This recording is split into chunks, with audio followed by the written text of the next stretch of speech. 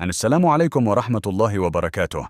تخيل إنك أول ما تفتح عينك على الدنيا تشوف حياتك كلها قدامك في لحظة واحدة، مش مجرد لقطات سريعة، لكن مشاعر حقيقية. ناس هتدخل حياتك وناس هتخرج منها، أحلام هتتحقق وأحلام هتضيع، وأخيراً اللحظة اللي هتمشي فيها من الدنيا وبعدين تصرخ. في ناس بتؤمن إن ده فعلاً اللي بيحصل للطفل أول ما بيتولد، إنه بيشوف شريط حياته بالكامل في ثانية، وعشان كده بيعيط. فهل إحنا أول ما بنبدأ حياتنا بنكون عارفين نهايتها؟ لو النوع ده من الأسئلة اللي بيخليك تعيد التفكير في كل حاجة بيعجبك، اعمل لايك واشترك في القناة وفعل الجرس، لأن سؤال الليلة دايماً بيحاول يكشف الحقيقة ورا الحكاية. نبدأ بأشهر نظرية، نظرية شريط الحياة. فكرتها إن الروح قبل ما تدخل الجسد بتكون عارفة كل تفاصيل رحلتها، وأول ما الطفل يولد يمر قدامه مستقبله كاملاً. الصدمة هي سبب الصرخة. الفكرة جذابة جدا، لأن في تجارب قريبة من الموت ناس قالت إنها شافت حياتها قدامها في لحظات. فالبعض سأل، لو الموت فيه استعراض للماضي، هل الميلاد فيه استعراض للمستقبل؟ لكن مش دي النظرية الغريبة الوحيدة. في معتقدات قديمة كانت بتقول إن الطفل قبل ما يولد بيكون في حالة سلام مطلق، لا جوع، لا ألم، لا خوف، وأول ما ينزل للدنيا ويواجه الضوء والصوت والهواء بيصرخ، لأنه انتقل من حالة مثالية لحالة مليانة صراعات.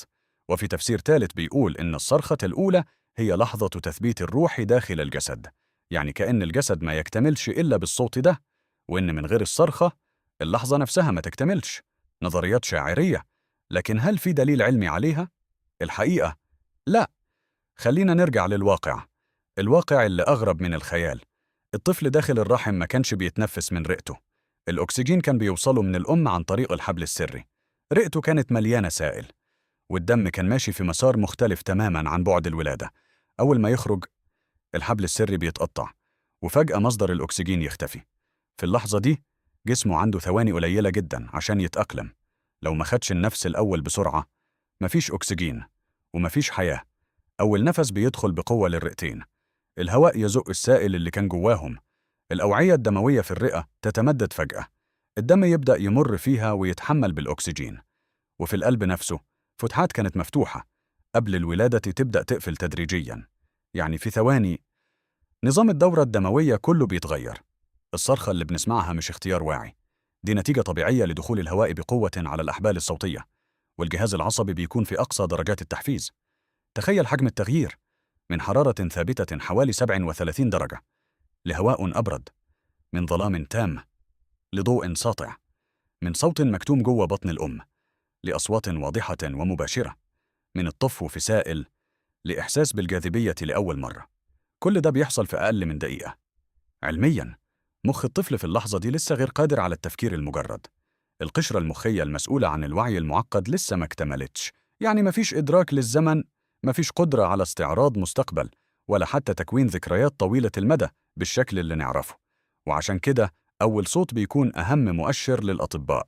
الصوت معناه إن الرئة اشتغلت، والمخ أرسل إشارات، والقلب بدأ يضخ بطريقة جديدة، والجسم قدر يتحول من الاعتماد الكامل على الأم للاعتماد على نفسه. لكن في نقطة تانية مهمة، مش كل الأطفال بيصرخوا بنفس القوة، وفي حالات قليلة جدا ممكن الطفل ما يصرخش خالص. ساعتها الأطباء بيتدخلوا فوراً، يحاولوا يحفزوه ياخد النفس الأول، لأن اللحظة دي حرفياً فاصلة بين عالمين. المفارقة الغريبة إن الإنسان يبدأ حياته بصرخة قوية، ومع الوقت يتعلم يخبي صوته.